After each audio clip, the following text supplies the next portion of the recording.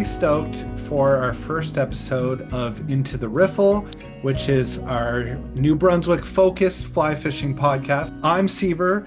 I'm a fly fisher of about 10 years. I mostly focus on trout, and so it's good for me to have you, Alex, who is a guide and has guided multiple species, to join me as well. So why don't you introduce yourself, Alex? Certainly. Thank you for the introduction, sir. Yeah, my name is Alex Swartman. Um, Originally from the big bad city of Trenton, Ontario. So I grew up with spin rod, treble hook, worms, bobbers, fishing for walleye, bass. There's a lot of pike fishing, so on and so forth. Moved out east in the fall of 2012, worked retail for a little bit, got my New Brunswick guide license in 2018.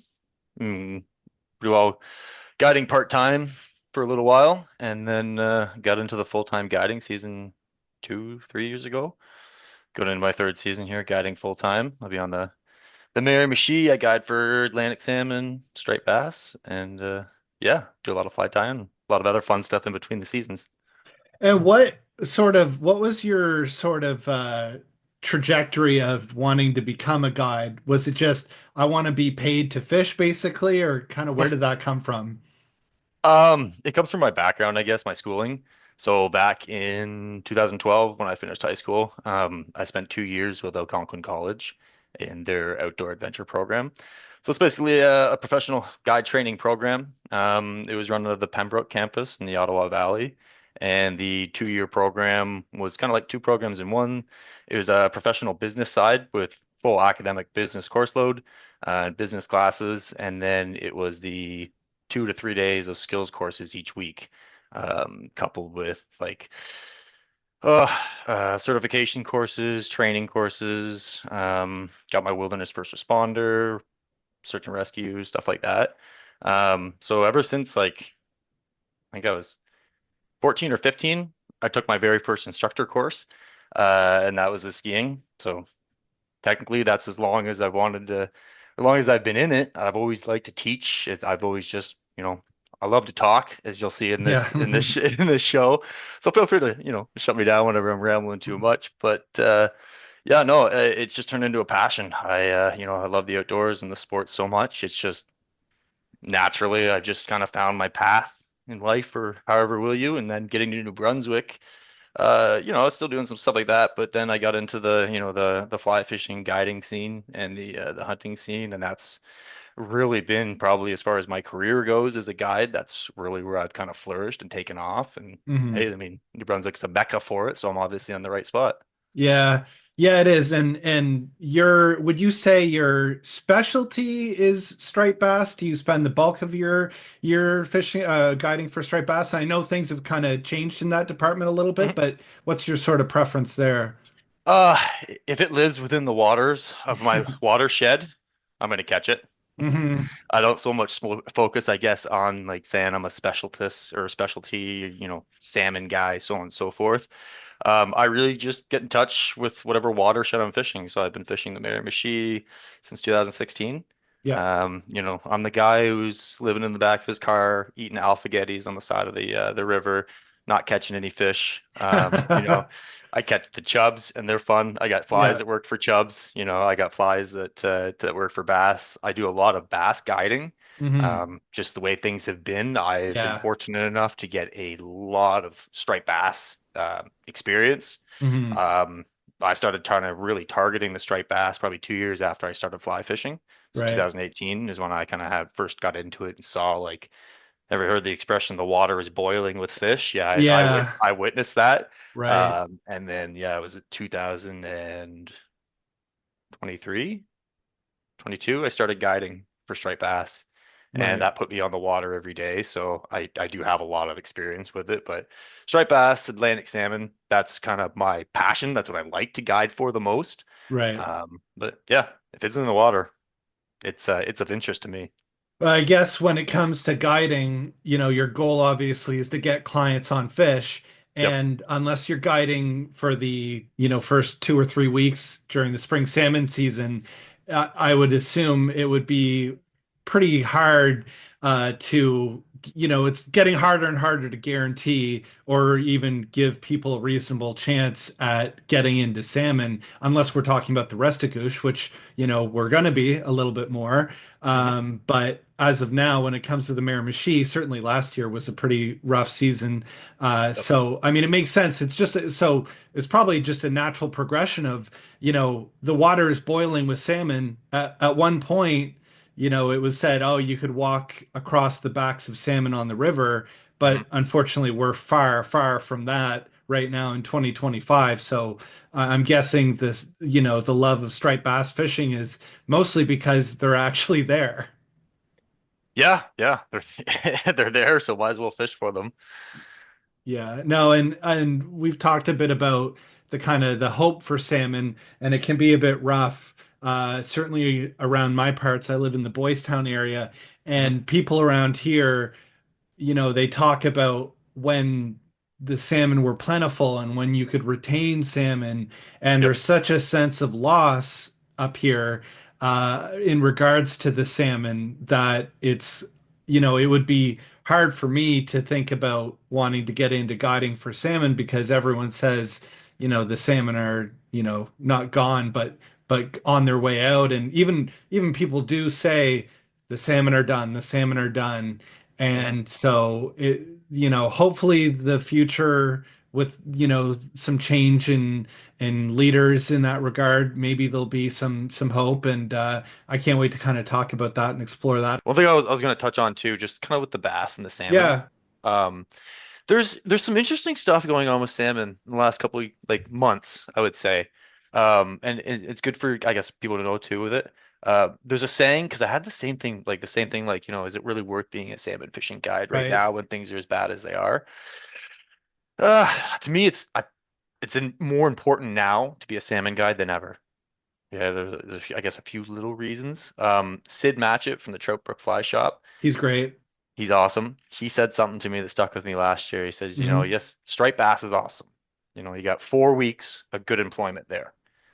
For how long has New Brunswick had 6 months of employment for Atlantic salmon, right? So that's Yeah, and there's some stuff going on right now with ASF and some of those association. I was just kind of, I got firsthand. I was right beside Hook A, to see some of what they're doing, to help out. Uh, there's, don't count the salmon out yet. Don't yeah, count them out yet. Yeah, and to the folks listening in Boys Town, Doketown, like, it's everybody can help. I am one to say, I don't so much have that time, to dedicate to, like, ASF and going to meetings and doing all that stuff. But right, there's lots of information out there. There's lots of great people.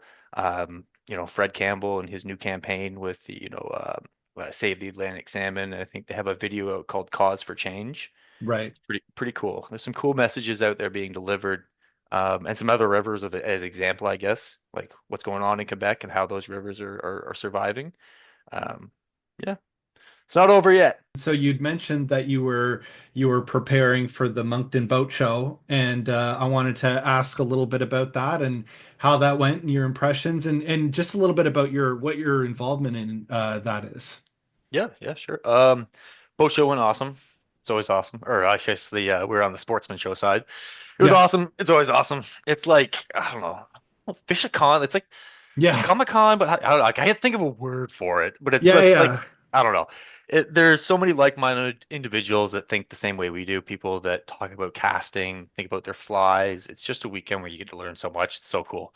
It's awesome. It was a really good weekend. I was this year fortunate enough to be past the organizational part of it. It's a volunteer position where I was able to organize our guest fly tires. Cool. So we had six, or actually, sorry, no, we had 7 guest tires this year. And then I organized a number of the guest speakers. And while the show was going on, I was kind of help facilitating that, getting the speakers up on stage, and making sure everything was good, and talking to guest tires, getting them set up, and make sure everybody was happy. So yeah, I was set up That, with a booth there as well with the mhm. flatfish and bushwhacker, me Yeah, and the yeah. boys. I have my good friends, Nick and Alex. They're helping me out. Big shout out to them and thank you. I wouldn't have been able to do half of what I did at that show without the boys at the booth there. That was great. And Yeah, next I'd year, imagine you'd be hopefully, busy. yeah, yeah, it was fun. I didn't do as well sales wise just because it got pretty little cram packed, but Mm. yeah, everybody else did awesome for sales. Yeah, Fly Tires did great. Guest speakers were rock stars. How many years have you been going to the event? This was my sixth year. Oh, cool. Yeah, yeah, I'd So, been with I started with a company called Aerosport NB. okay. I was selling paddle boards and stuff, and it's cool. I've actually been on like every section of the place. So like I was 2 years I was with Aerosport. We did a year in the lower concourse area, like when you first like that little back area where the guest tires are. I don't know if Yeah. you've so that area, and then we did the boat show. So we were over in with the big boat selling paddle boards.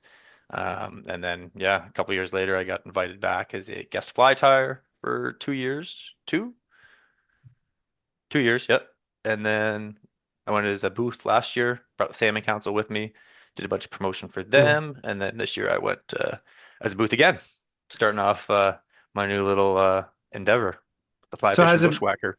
has it been growing? Has the event been growing? Like, I would like to say yes. I yeah, mean, I'm biased. I'm right there on the yeah. floor. But no, in an honest opinion, what it was 6 years ago, for example, on the main sportsman show side, on the main floor, we'll call it, where center ice that where the Wildcats used to play. We used to have big boats in there. Like I think last year, year before, we had a huge pontoon boat with a docking system set up in there, right? This year it was all fishing. There wasn't a Cool. single like Wow. it was cram packed. And that's good to see. That I was in an area where I just had a small booth. I was in a good location for people to see me, but to sell a lot of flies, it was tricky. I was right in front of the casting aisle. Right. And like when it got busy, it was just cram packed. I mean, it was awesome. I got to watch Ronald before. Sorry, Ronald, I might have pronounced your last name wrong if I did that. But I got to watch Ronald cast, Courtney Ogville, another like just Courtney's like a hero of mine. He's a mentor that taught me how three little things with my casting 2 years Oh, ago. cool. Yeah. And yeah, I got to meet him and talk to him in front of the casting aisle, watch those guys all day. And new guy there was Pat Johnson. He's on the Canadian International Fly Casting team. And then probably one of my favorites, Elaine Gray. Elaine was out there casting, so I had front and center location to watch everybody cast, and it's really, really, Yeah. really, really good to see a big crowd watching them, and that's what the show is all about, right? That's as an organizer, yeah, I'm happy everybody else is doing good, and it's not all about the sales. Yeah, the casting pond, that's a really cool idea to have because you don't get to, always see if you're just starting out, just like with golfing, Mm, the golf swing and the mechanics of the golf swing yep. it's a lot easier than it looks. And then when you see, an expert or someone that's, been at it for a lot longer, you can pick up on little subtle differences and to have them be able to explain it to you and explain their technique. I imagine that's incredibly useful. It's yeah, it's just like you said, it's sometimes it's just one or two little pointers, and it just takes Hmm. somebody else watching you that's been trained at instructing and has all these techniques for teaching people and all these little drills and these little things they pick up on. It's pretty cool. Big thing with me that Courtney got me on a few years back that improved my casting phenomenally, and I do Hmm. this a lot with my clients. But he basically just put me up on the stage and he said, "Hey, do a couple casts." I made a couple casts. He said, "Yeah, you're good, but you're waving like you're casting like an East Coaster." He said. And I said, "Okay, like is that a good thing?" He goes, "No, it's not a bad thing." He says, "But he said when you go to make a cast, she says you're going like this. Hey, how you doing? Hey, how you doing, guys?" He said, For all you East Coasters are all friendly, all cast like you're waving at each other." And he says, "Alex, take your elbow, just glue it to your hip. I'll make a cast." Ah, Cool. How's that feel, Alex? Really good. Try a little haul on that now. Huh, how'd that feel? I felt really good, Courtney. There, now you're casting properly. Okay. ah, That right there, it was like 2 minutes. It like translated so much. Like my good friend Alex Tashi taught me how to fly fish. I developed my own bad habits. yeah. Those two things right there, like it's phenomenal. It helps so much if you've gone from casting with all your arm too. Casting with your body, right? And it saves you a long time. It applies to spey casting, Right. single hand, double hand, just yeah. Too friendly, man. Hey, how you doing? You'd be using a lot less energy too, so you'd be tiring your arm out a lot less, I'd imagine. Yep, and your hand's right here. So when you want to go do a double haul, you're not reaching like this, right? Right. Right. And I know some of the saltwater guys. I had a client who's phenomenal. They do the and it's like Yeah. back and forth like three times and it flies. Yeah. Yeah, this is really cool too. Yeah. Like it Yeah, just I'm like ooh, that guy. everything's right here when you go to do it, right? And it's just Yeah. and your center of mass, right? Like if you're like Yeah. me after this winter, right? Or it's in the other end, right? But it's right here. Yeah. You connect that, so it's like a subtle little movement, like me just rotating like that, like following through with my Right. cast, my body following it. It brings all your weight, all your momentum right through with it, like as opposed to it being out here on this weird, awkward pendulum. Yeah, no, I'm gonna try and keep that in mind because I think I'm a lot more like the guy you described, doing great big movements. I We are, haven't, and we cast great. yeah, And Courtney didn't yeah, bash it or anything. He's just like, right, hey, how you doing? But as soon right, as you right. just go out in the backyard, everybody Yeah, do this, yeah, do this. Don't thank me though. Thank Courtney Ogville. yeah, He gets the yeah. credit for it, but just take your elbow, tuck it into your hip, try a couple casts, then try like little double hauls, little single hauls. Okay. Hey, you're giving us big tips right here for free. You're just I giving them take out. I take tips via Venmo. No, I'm just kidding. Yeah, yeah. We'll link the Venmo. Yeah, that links into my classic joke. What's the difference between a salmon fishing guide and a picnic table? What? Picnic table can support a family. Make sure you tip your guide. That's pretty good. That's pretty good. Although again, Yeah. the spring salmon season, but it's a short window, isn't it? Because even though it's Two, technically April two. 15th to May 15th, it's really not, is it? It's 2 weeks. Last year, the Yeah. third week was pretty good. I mean, Okay. but like any year's different, right? Like Yeah. sometimes I've seen the ice not go on the southwest until the first week, Oh well. and then on the northwest, it usually goes a week later. Yeah. So, I've caught and I've seen it flood out before. I think I've caught one of my biggest fish on the Southwest River. Uh, I'd have to look at my photos, but it's like May 31st. And Oh. it's not a it's a kelp, man. It's Oh wow. as slinky as all could be. But like this was a year, I want to say maybe 2018 or 2019. Like Yeah. the pillars from the old bridge in Doketown, Okay. Yep. the water from the old train bridge. The Yep. water was like those 20 feet high. The water was like a foot from the top of them. No way. It was like a crazy, crazy flood year. And then, Okay. yeah, that was May 31st, kelp. And I've even heard of like some kelps getting caught in June, after a big Hmm. raise of water on the northwest, them getting caught in behind a beaver dam or something. Right. And then, the fish still wanted to drop out down to the estuary and still got Right. caught. But yeah, generally 2 to 3 weeks is what you get, but that all really depends on what the ice is doing, what the conditions are doing. Yeah, and looking at the river right now, I was just talking to another guide, Dan Quinn, and we're both saying like you need more rain for you guys in the boats to be able to get around. The river is not high at all, and Yep. most of the big ice chunks and the snow is gone around here. So it'll be interesting. Hopefully we do get some rain so that those guys can have a longer season of it. Yeah, when you did, I was same thing there. I was just talking to my buddy John, who's just up at the on the Little Southwest. Okay. All the snow is gone. The river's really low. Doesn't even Yeah. look like we could like low right now. There's ice on the shore that's like 10 feet tall, Yeah. like huge chunks of ice on the side of the Yeah. river still, but that That'll that raise it melt's a not. bit. Yeah, but it's not enough. Like yeah, we need a big rain. Traditionally though, we get a big rain. I mean, look at the amount Yeah. of precipitation we've had right now. We just got like 10 centimeters of snow last night. It's Yeah. been it's been colder this spring here. Like it's Hmm. yeah. So it's still early. It's like saying about New Brunswick's weather. If you don't like the new weather here, just wait 5 minutes. It'll probably change. Yeah. So speaking, let's get more into spring salmon. What are your plans for opening day? Are you gonna be going out there and taking a crack at some spring salmon? Yeah, I'll probably be fishing whether or not I've got some clients, Hmm. or I'm fishing on my own. 15th, I'll definitely be on the water somewhere, probably from a boat because I'm getting a little lazier. But Yeah. Yeah, I don't have the benefit of a boat. Yep. But you So I got me. won't. Yeah, what's yeah, I've got you. I've got you. But Yep. now, when it comes to casting from the shore, like, do you have any advice for me or other lowly people like me that don't have aren't in a gilded boat?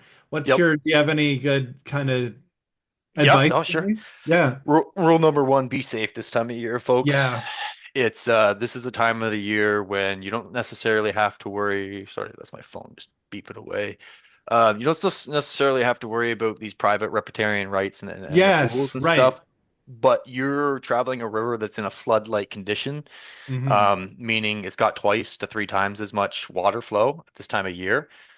So these little brooks and stuff that you're used to crossing in the summertime are probably sometimes, in some cases, raging rapids. Hmm. You really want to be mindful where you're going to be going. It's kind of why a lot of people fish from boats, Yeah. traveling on shore. So some advice, I guess. Obviously, first, be safe, please. Just keep in mind, again, you're traveling and you're on the side of the river and at its, most treacherous state, as you will. Yeah. Um, but yeah, fish hard and fish close to shore. Fish close to shore. So you don't need necessarily to cast way out because those fish are hugging the banks right now a lot of the time, right? Yep. Yeah, a lot of the time they are. They're in a situation where they're looking to feed as they're dropping down. Hmm. And even sometimes when boat traffic gets real bad, it pushes the fish over to the shoreline. That makes sense. And a lot of time there's like a little undercut to the banks and so on and so forth. Those fish sometimes sit in there. Same with trout. They're if the water's really high and dirty, they're going to look in areas where there's not as much silt and stuff. They're going to get where there's less debris. So those Yeah. are those areas you're targeting. The water can be really dirty and gross, but if you see a 5 foot patch that seems to be pretty calm and a little cleaner, Yeah. that's a little bit better spot to target.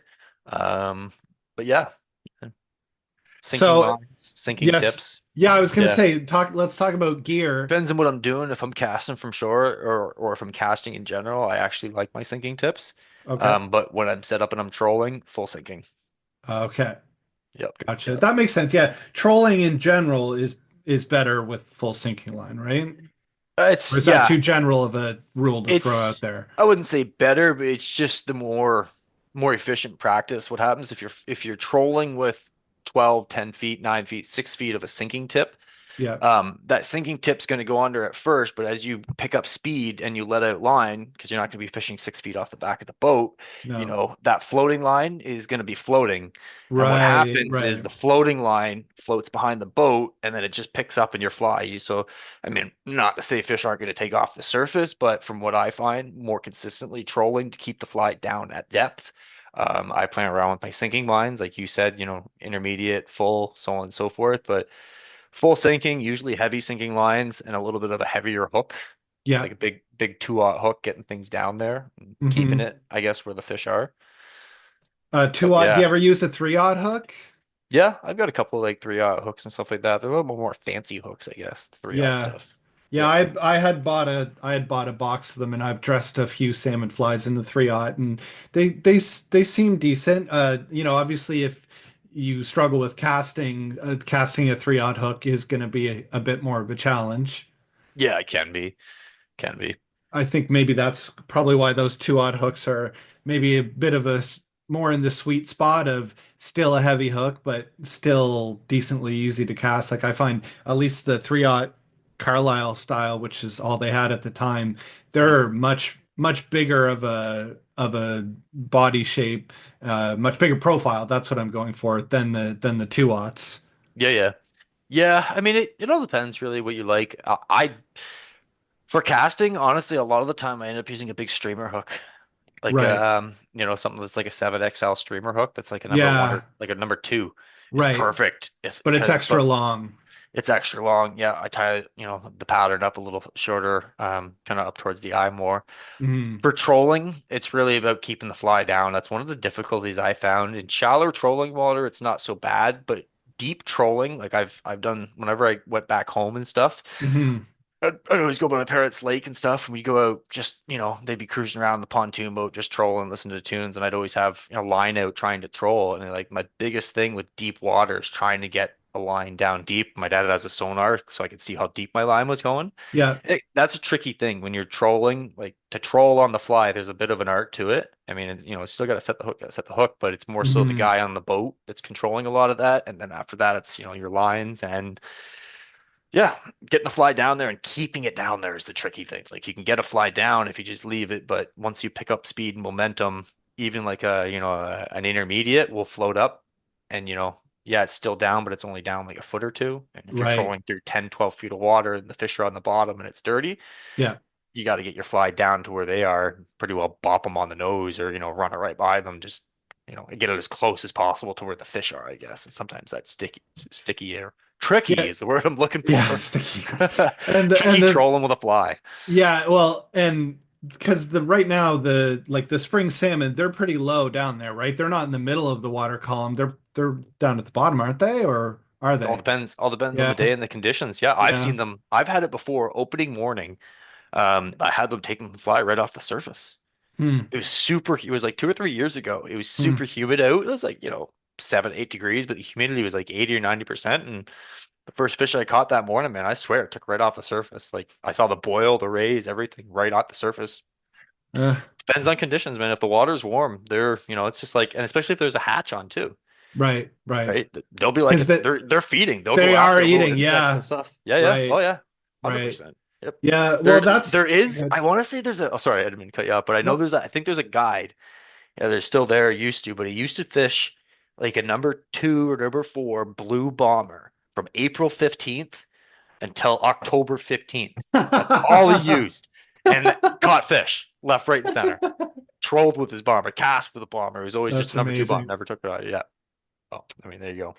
That's amazing. Yeah. So I guess other than that guy who clearly has a lot of faith in his confidence fly, it sounds like having the ability to switch it up. So I mean, in an ideal world, you'd probably want a sink tip and a full sink and a floating line if you really have the best of both worlds, right? Or are you even, generally though, you're not using a floating line a whole lot right now, are you? Again, other than those crazy people that want to try and fish bombers in on April 15th.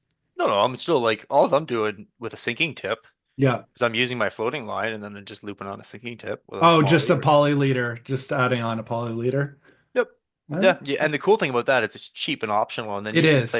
you can play around with your IPS really Yeah. easily, Okay. right? And like a lot of time when you're casting from shore, you're not going to be fishing in a pool that's 30, 40 feet deep, right? So No. like 7, 8, 6 feet of sinking tip leader, you can make them your own, and then like honestly, this is what the important thing is I fished like 3, 4 inches of leader material. So a lot of people are 2 to 4 feet. Some people are into 6. I fish a really short leader after my sinking tip. Ah, yes. Gets the fly down there right away, keeps it there Interesting. throughout the swing, and then when it's done, I pull up cast. And it's actually for casting in the boat. I always take 2 rods if I'm going out with one client. Right. I take a full sink rod for trolling, Yeah. and then when we're casting, I've got a floating rod set up, or my rod set up with a floating line and a sink tip on it. Okay. Just it's just a lot easier to cast. Your floating lines are No, great. yeah. Casting sinking lines it can suck. And Yeah. especially sometimes a lot of our sports are a little bit older too. So Right. you always try to cater to your fishermen, fisherwomen, fisher Yeah. Yeah. clients. So yeah, I set up that way simple. But when I fished from shore, which was like pretty well until I started guiding professionally, Hmm. I was just using sinking tips. I don't think I bought a full sinking line until I started Okay. fishing out of my buddy's boat. And I just bought Okay. a $15 makeshift knockoff something one cast off streamside line from Sid at Yeah. Trout Brook. It'll last me like 2 years. Okay, okay, awesome. No, that's good to Yeah. know because I'm really just getting into salmon fishing. Yep. So a lot of sometimes when I ask questions, I kind of know the answer, but when it comes to salmon fishing, I don't have all that much experience. And the spring salmon fishing that I did do was from a boat. And thankfully we didn't have to troll at all, which is amazing because I try to avoid trolling as much as humanly possible. Hey, trolling's where you get this from. Yeah, exactly. It's just not as fun for me. Trolling like it's like the Once you get behind a boat though, yeah, that's different. That's yep. different. Sometimes it's funny. I don't know. Yeah, like you said, it's trolling is trolling. It's not for everyone. I have clients that will do nothing but troll, and Ah, I have clients that will do nothing but cast. And gotcha. there's days where I'm like, I wish you would just cast for 5 minutes, and then the other client, I wish you would just troll for half an hour. Uh-huh. Yes. So I mean, I don't know. They're effective tools both to be used and managed accordingly. Right. So it's good yeah, and I mean it's easy to have a setup where you can do both. It's just I'm just talking about my own personal preference. Yep. I prefer to cast, but again, if it was just me in a boat, I mean it would make sense that you'd be Well, trolling while you're trying to steer let me around. let me throw this scenario at you. Yeah, Say uh-huh. we're out fishing and we're at a good spot to cast. Yeah. Okay, we cast there for half an hour, 20 minutes. You tried something, I tried something. No fish showing there.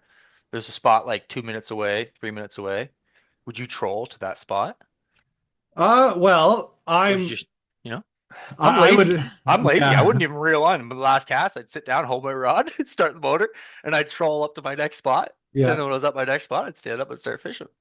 Well, Alex, I would say, Alex, what should I do? Should I I'd troll say keep here? your rod in the water. You do whatever you want. I'm your guide. Yeah, But same yeah. time, if you hire a guide, you should always listen to your guide. That's right. Hey, and I mean, they do say you can't catch a fish if your line's not in the water, right? Right? Right? So I mean, it's yeah. Yeah, Don't yeah. I mean, it's yeah. It's good there. It's good. It's good to use. yeah, Use it if you want to. Use it if you don't. yeah. I mean, I'm not shitting on the idea of trolling in a general sense. I recognize that it's effective, for sure. It's especially lakes and stuff like that. I mean, that's a great time to troll. Now, trolling in a lake is kind of boring. Now you're Down in admitting it. circles. Down in circles. Trolling in a river is kind of fun because it's like, hey, can you Ah, watch out for like the log and you're steering and you're moving around and chasing after fish. Now, my strategy, yeah. if the client says, Alex, it's your game plan, let's go. I like to go out, start off with some casting. I Hmm. got my spots, right? I like to go cast. If I'm not finding fish in my spots, obviously the fish have moved upriver or downriver, one of the two. So we can troll in between or we can try more spots. I got enough spots that we can cast for 3 or 4 days straight if you want. Or we can do a little bit of everything to see what Right. we can get for fish. That's usually my plan. But yeah, usually I'm like you. I like to cast, if I'm being Yeah. honest, right? Yeah. But at the end of the day, it comes down to what's going to get the client on a fish. Some people Hmm. are just like, hey, Alex, like I've caught enough fish in my life. I don't want to troll because I don't like trolling. I'm like, Yeah. cool. Let's just shoot the shit and talk and fish. Yeah, Yeah. good with me, Alex. Cool. All right, fine with me. I don't care. Okay. Yeah. Sounds good. Yep. And back to gear, you were saying with sinking sink tip polyleader, Yep. you're only using a few inches. What would you typically recommend for, a typical like sink tip integrated sink tip line? Would you be doing like 2 or 3 feet of leader, or how would you? Yeah, I think the average is like when I first started out, 2 to 4 feet. Yeah. You don't need that 6 feet or anything like that. I mean, No, you can no. change it. It'll sink a little slower if you want, but that's what all you do with that is you play with the IPS of your sinking tips, right? Right. So like a really super fast sink tip, high Hmm. flooded conditions is like 7 IPS. So 7 inches per second is how Right. fast that line's going to go down. You get into a medium, which is like 4, 3, whatever, and then you get into a slow, which is like, 3 down to 1. And I think they Right. even have less than one. But at that point, I think you're into an intermediate, anything less than one Gotcha. IPS. So, and play around it. And sometimes it's really good to have, one heavy sink tip, one slow sink tip, one intermediate sink tip. Right. That makes sense. And They're usually yeah. only like $10 each, really. So, and then after that, yeah, toss your leader on. Like I said, I tried to just fish right there, and then they don't seem to be leader shy. They're just eating, right? I mean, Yeah. they see Yeah. something they want, and they're gonna go get it. They're gonna go it. They're not really focused on the line, I guess. I don't know. Right. The glory of targeting a species that's actually eating. That's amazing. Yes, it is. That's why I find summer salmon so perplexing. That's a whole different story. We'll talk about that one Uh, later. yeah. And by the way, and back to the gear, what pound test leader do you like to use? Anywhere from 15, 20. You can use up to 30, depends. I just got this new leader at the show. Yeah. Um, I can't remember the name of the company, but I got it from my buddy Sebastian at Hmm. Chalet Restigouche. Shout Hmm. out to my homeboy. I'll be up there later on this year. Good Yeah. to see you, buddy. Um, it's like 31 pound, Oh but wow. it's like the diameter of like 10 or 8 pound. Oh, I want some of that. Yeah. Okay. I bought a spool of it there from him. It's really nice. Oh, I guess the boys have been using like the 20 pound. If he gets a little nick in it, yeah. it's carbon, like it's fluorocarbon. So Oh, if it gets okay. a single nick in it, it'll break. But like I was like, well, I want to use it for bass. Is what I Yeah. was after, right? Like I use 30-pound Berkeley big game for my bass leaders. Yeah. But it's just a little thick, and I've gotten line burn on it, so on and so forth. So if there's something a little nicer, a little easier to cast, then Hmm. I'm gonna try this 31. I think it's 31-pound test. This stuff that I got, it's super nice. So, so you think like 15 is about the lowest test that you like to use? For early For spring, salmon, yeah, yeah, for early spring. yeah, 15. I don't know. If I was stuck with 10 or 12, I wouldn't be, or 8, I wouldn't be scared to use that by Okay. any means. Okay. But yeah, preference wise, I'm usually like, yeah, 15 pound. It's usually what I set up my spring salmon leaders up with, and then And I bass I think jump to 30. right, because I mean it is the time of year where you can get away with that heavier pound test line. So you might as well give yourself a little extra insurance in Oh, case you it's scrape that on a rock or something, right? it's that damn Maxima line, man. I don't know what they do to it, but this stuff is so damn strong. It's crazy. Huh. Huh. You get a nick in it or something, but like I fished 6 pound, and it's like, I'm fully expecting this leader to snap and to lose the fish, and I don't know how the hell that stuff's so strong when it's like a nice, good, fresh leader. Like same thing. I was Right. fortunate enough to get a June fish this season past June 4th. Yeah. I only had an 18 or 8 pound leader on when I got that fish, and like it cleaned me into my backing. It did the old double backflip a couple times, and And it I held put the wood strong. right. I had my rod bent like right over. Like Yeah. I've been taught to muscle a fish when if you've got it. So Yeah. I don't hesitate with it. It's crazy how strong that stuff is. The only reason why I bump it up a little bit with the salmon is because as they start to feed, salmon actually start to get teeth. Yeah. True. Yeah. As they start to feed and chomp down on some of the other small prey fish that have bones in them, it Yeah. wears down their gums and their teeth start to show. And then throughout the Yeah. summer, they're not eating, so the gums kind of cover the teeth. So yeah, they're a little bit more toothy, especially the big bucks.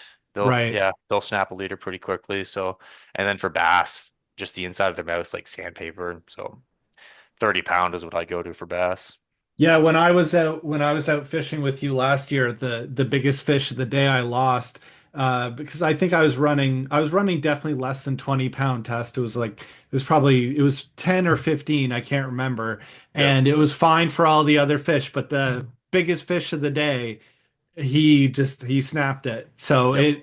that moment right there made me a believer, and I just went and bought some 20-pound Maxima just recently. So now I'm never gonna use anything lower than 20-pound when it comes to bass because I don't want to lose a fish like that again.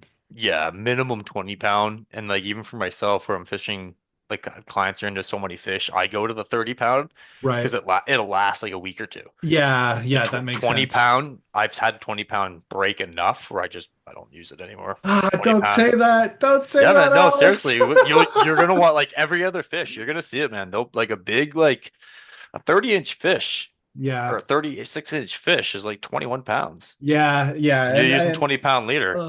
yeah, that's true. It That's a goes like good this, point. and then the inside of its mouth is kind of like that sandpaper, right? It's very abrasive. So Yeah. maybe not on the first fish, but the second fish, yeah. So I've broken enough, and I have broke 30-pound leader. I broke 30-pound leader twice last year. Mm, Now those are leaders I use for a week, right? So I don't know, right. but yeah. So that's why I'm kind of looking at like if there's a stronger leader I can get in too, I might even go 40-pound this year. I mean, that makes sense because you, as a guide, you'd have to be changing leader. You'd be spending a quarter of your day changing leaders if you want to stick with that lower pound test, right? Versus something reliable that you don't have to change barely Well, ever. it's just yeah, exactly. And there's not as much stretch, I guess, to that Right. it's just Berkeley big game. It's Right. Yeah. $5. 5.99. You can get it at Canadian Tire, you can get it at Walmart. Yeah. It's yeah, it's just this thick mono and it just yeah. You can put the wood to fish. Doesn't break off. Saves on flies too. That's the other thing. Yeah. That's a good point. Losing a fish means losing a fly and like a bass fly. Mine are like 8, 10, $12, right? So Yeah. yep. Yeah, that makes sense. That's good strategy. So yeah, so I feel like that's some good advice. I'm trying to think if there's anything else. Yeah, I feel like that gives me a lot of ideas for doing my paltry bank fishing. I do have a spay set up, so I'm going to be trying to get into the spay a little bit. So I've got Yeah. some options. Oh, I remember the other thing I wanted to know. Are you for spring salmon, are you using a 7/8 weight or what are you using for I rod? don't know. What am I using? Oh yeah, no, sorry. My 910 weight. Oh, you do. You Uh go because I have a 9/10 weight that I barely have used, and it yep. has a really aggressive sink tip line on it. And I was thinking about trying that out a little bit this season. Yeah, it's kind of like that rod. It's a streamside two-piece elite Uh-huh. 910 weight, and that's like my go-to rod for a full sink line. Okay. And then I use that for bass religiously too. That's a good Gotcha. rod.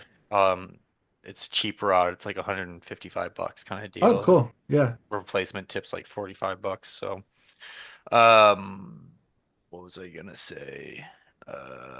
My casting rod with sink tips. I use a switch rod. Okay. Yep. Yeah, it's a weird switch rod. It's called Heritage. That's who makes it. Hmm. And it's a 7, 8, 9 weight switch. 10 Oh, foot. 10 huh. foot. Really weird. A little different rod. But yeah, and I've got a wolf ambush line on it. Like a 10 weight wolf ambush line. It's got something Okay. called it's made by Royal Wolf Lines. Yeah. It's got a triangle taper. It's the coolest tapered line that I've ever. It's Hmm. just grows phenomenally. Even when the clients use it and grab a rod, they're like, "What line is this?" Like it's a Ah, little thicker line, but it's not like using like a Skagit line for a big spay where it's just like in low water, you're laying lines, and it's like you're bringing Moses parting the waters of yeah. the Red Yeah. Sea. And it's just, that doesn't Right. happen with that. It's just thick enough to get away with throwing big flies and turning things Yeah. over. Clients love it, but yeah, that's my setup ideally. I've got a 14-foot spay that I've got. I just got a new reel for it that I'm going to set up, and I use that with the big Skagit line. Okay. It's a 14-foot spay. I think it's a 7/8 weight, made by Sierra. It's an older rod. Yeah. Really pretty rod. And yeah, I fish like it's 575 grain Skagit line. Big, thick line. Yeah. Yep. I use that. Yeah. It'll turn over big bass flies, which is kind of nice too.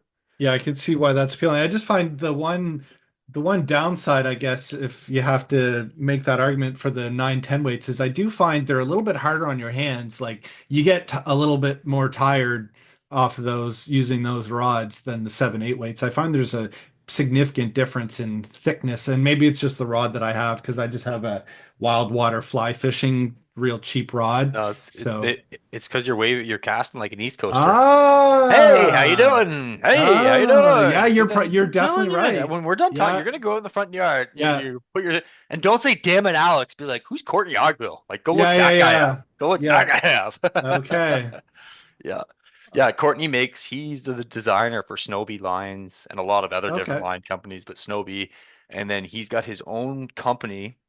Like he's from out in BC. He was down at the show. He always comes down for the show. Called Nile Creek. Okay.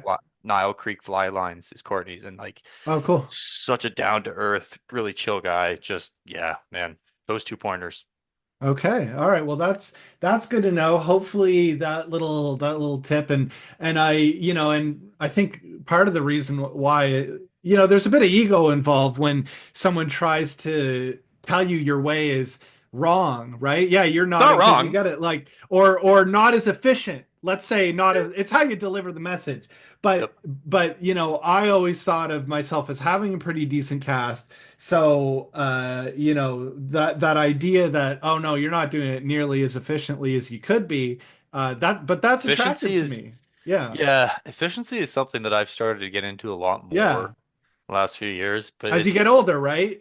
yeah, fish Mhm. longer, fish harder. You know what I Yeah. mean? Like you said, there's a little ego involved, but at the same time, like man. Why? Just, if there's better information or if there's a different Yeah. information, just, Hmm. don't be subject to your way is the best way. There's no Yeah. such, you know what I mean? There's a million ways to skin a cat. Right. Just be open to people, don't Yeah. shut somebody down right away. Just listen to them for a minute. And Yeah. if you don't understand what you say, or you don't understand, like listening, watch them. Yeah. Go hang out with them. Go Yeah. see what they do, try to vision it through their eyes and see what works for them. And yeah, I love fly fishing and the different ways you can do it. Yeah. To be efficient in my mind isn't so much just to be catching fish. It's to be able to fish. Like, how long can you fish? How good is your casting? How Right. accurate? How consistent is it? Is that, Right. that consistency side?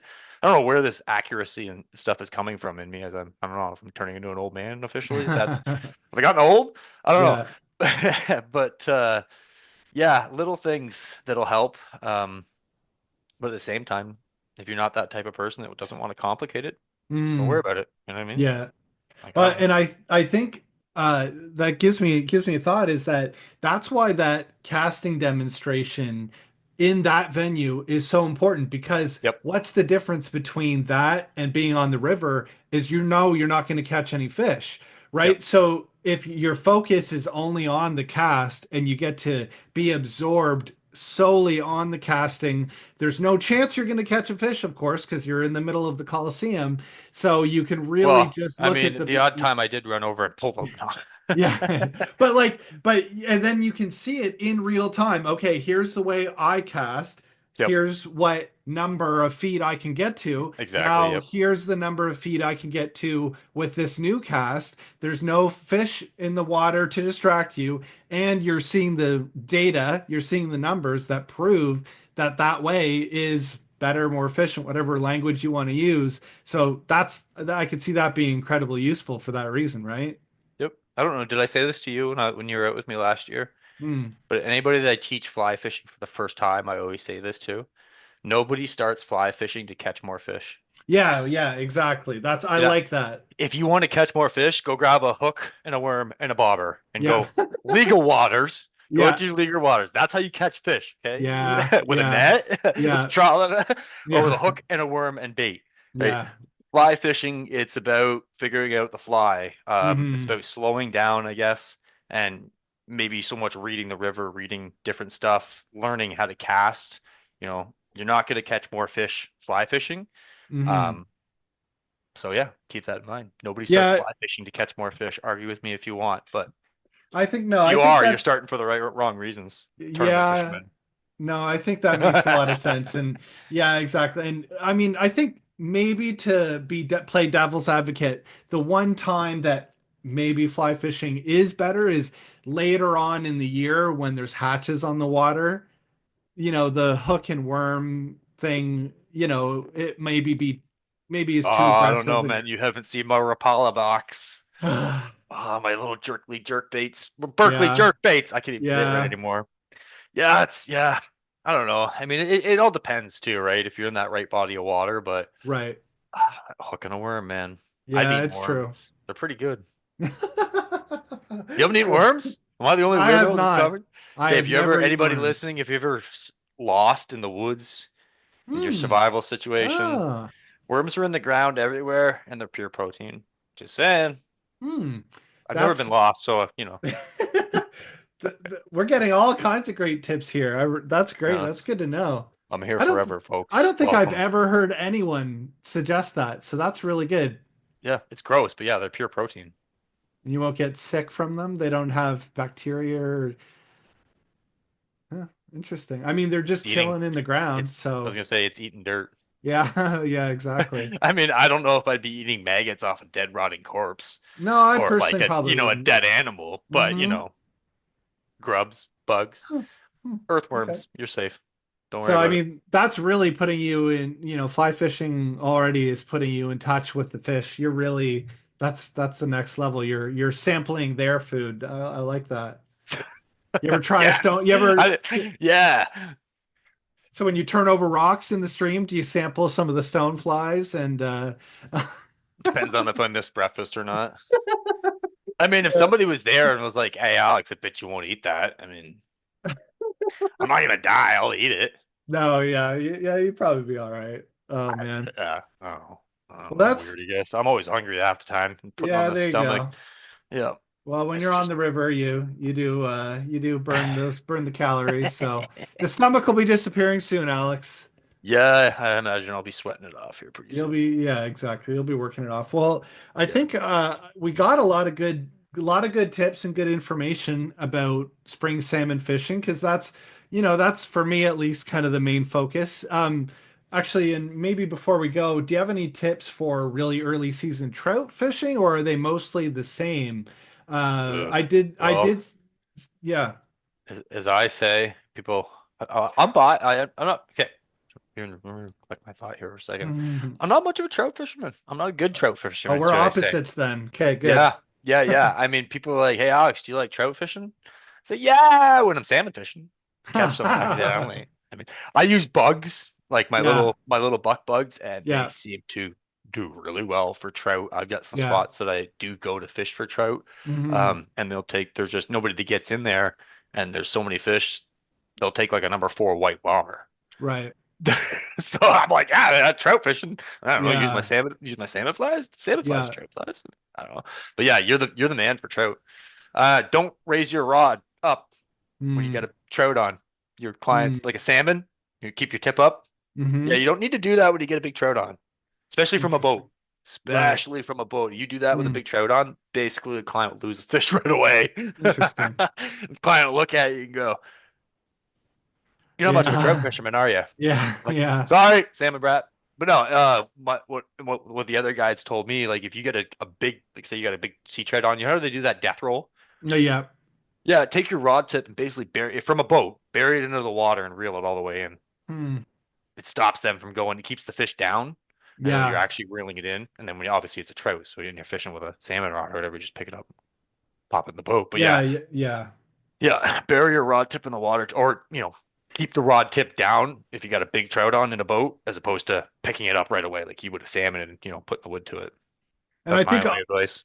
And obviously, like to add on to that, where you are in the province matters a lot. Like right now, or right now, early in the season, when people are salmon fishing or on the Miramichi, they're getting the odd trout. Pretty, fishing the Oh yeah, same waters you'd be and the same techniques you'd be fishing for salmon. So there's that. But when I'm talking about the smaller brooks and the creeks and that that's obviously a little bit different. And yeah, early this time of year, it can be a little bit tricky. Now, one exception to that, and obviously, again, where you are in the province, the southern part of the province in the St. John area, you can maybe get into a few more trout on the brooks because their season's earlier, essentially.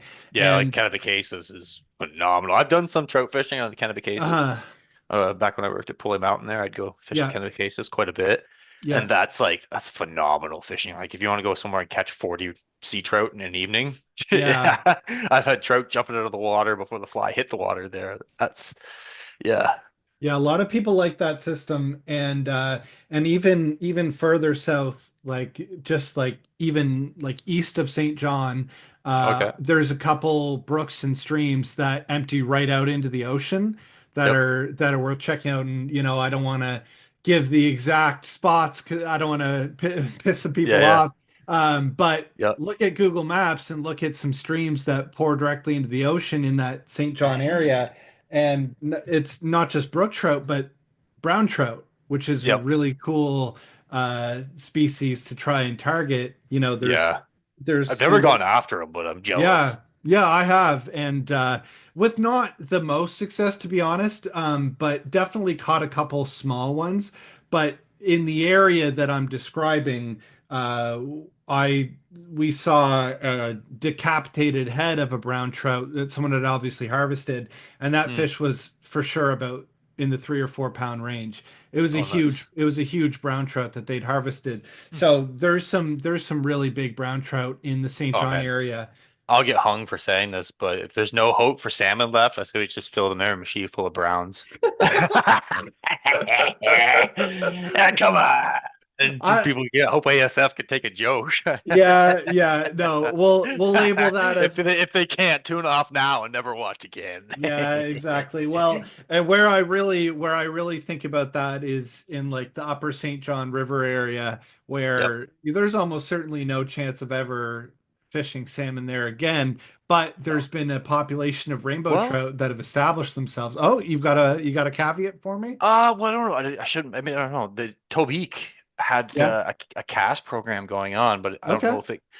I don't know if the release was approved or not. I don't quote me on that. That might have Yeah. been shut down. Okay. They're really, really not a big fan of the cast program there. Okay. But that is a conversation for another day because I think we've gone long enough for our first episode. And Dude, yeah, this is so fun. yeah, no, absolutely. Just so Yeah. everybody knows from the record, from day one, this is on Seaver here. Okay, this is I'm like here, and Seaver's teaching me. This is Seaver's put the work into this. Seaver's the man, so thank you, buddy. Like Oh, no honestly, worries. like I said to you when we started talking about this, and we Mhm. talked after we had talked a little bit there. Is like I've been looking for my evil partner in crime. No, I'm just kidding. Yes. I've been looking for that person to help me out and show me a lot of this stuff. And Seaver, this is really cool. This is really fun, and this is only the start of it. Yeah, So exactly. I'm excited because, like just we've talked feels about. natural. Yeah, it does feel natural, and I, it's because for work I do a podcast as well. I think of myself as a podcaster that likes to do a little bit of fishing. My goal is to have all my questions answered by guides and people that know more about fishing than me and have been doing it longer than me. And so, I'm excited to talk more with you. And we're also going to try and get other guides and people in the industry to talk to. And so if you're someone that I've asked questions to in the past, chances are I'll be sending you a message at some point saying, hey, do you want to come on the podcast and let me pick your brain a bit? Yeah, Done. exactly. Done. All right, man. Well, I'll talk to you later. Awesome, buddy.